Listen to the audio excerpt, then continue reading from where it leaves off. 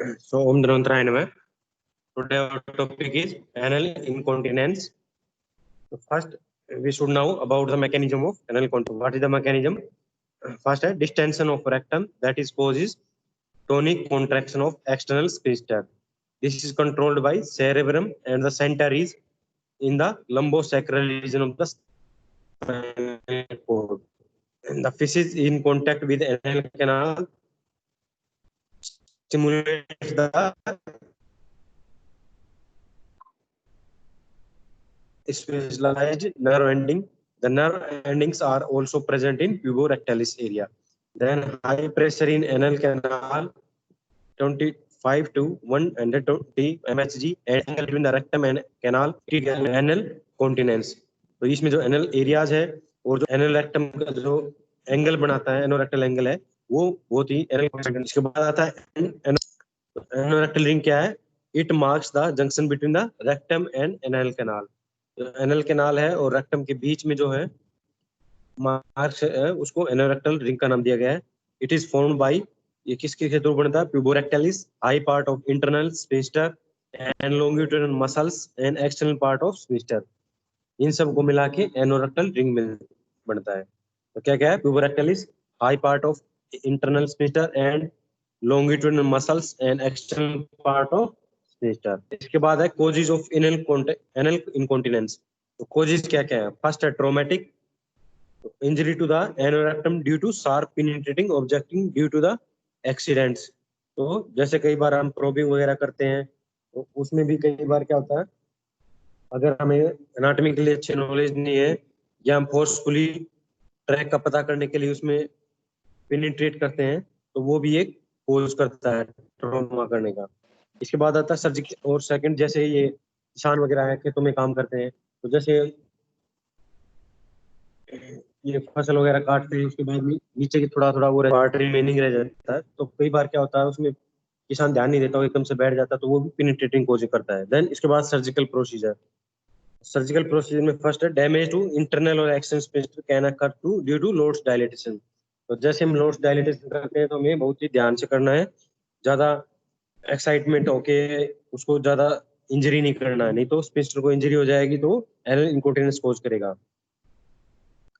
ठीक है, लेकिन कईयों में ये टेम्परेरी रहता है मोस्ट ऑफ द केसेस में, लेकिन किसी किसी में 1 या 2% ऐसे भी होता है कि वो परमानेंट भी हो सकता है। Then division of high fistula in ano. Ano may result in incontinence. तो फिस्टुला इन एनो को जैसे ही ज्यादा हाई फिस्टुला इन एनो होता है उसको जैसे पोटरी से क्या करते हैं हम कट करते तो डिवाइड हो जाता है, तो उस टाइम क्या होता है नर्व इंजरी होने के चांसेस रहते हैं, स्फिंक्टर को इंजरी होने के चांसेस रहते हैं, तो वो भी कोज करता है। And following pull through procedure done for anorectal anomalies। ठीक है, जैसे हेट स्प्रेडिंग डिजीज, तो ये स्पेशली बच्चों में होती है तो इसमें भी एनल इनकॉन्टिनेंस होने के चांसेस रहते हैं। Then mass in anorectum. Next slide.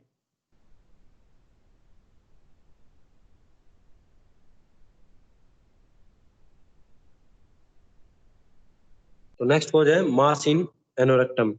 जैसे प्रोलैप्स्ड पाइल्स है, प्रोलैप्स रेक्टम है, सी ऑफ रेक्टम है, इट में produce temporary incontinence which subside after surgical procedure. जैसे ही आप उनको ट्रीट करेंगे तो अपने आप ऑटोमेटिक ठीक हो जाएगा। Then neurological cause in female specially pudendal neuropathy which occur due to chronic straining may result in incontinence. Then spinal injury, spina bifida, meningomyocele, these all are associated with anal incontinence. Then miscellaneous old age,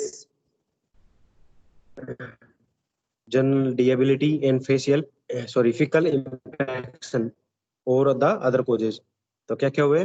first traumatic, then mass in एनोरेक्टम, then neurological cause, then miscellaneous, ठीक है, और then surgical procedure.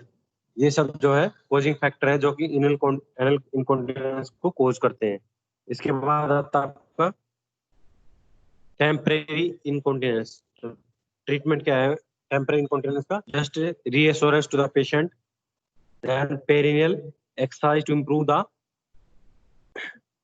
perineal exercise to improve the tone of internal and external sphincter। ठीक है, जिसको इसमें perennial exercise करनी है जिससे कि जो इंटरनल एक्सटर्नल स्पेंस्टर की टोन जो है इम्प्रूवमेंट हो।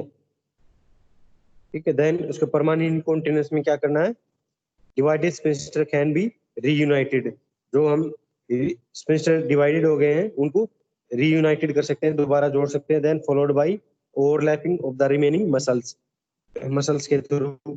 Then intersphincter repair of puborectalis sling, puborectalis sling से रिपेयर कर सकते हैं। Then application of external, third क्या है, gracilis muscles can be used to create a new angles transposing it followed by electrical stimulation using a pacemaker.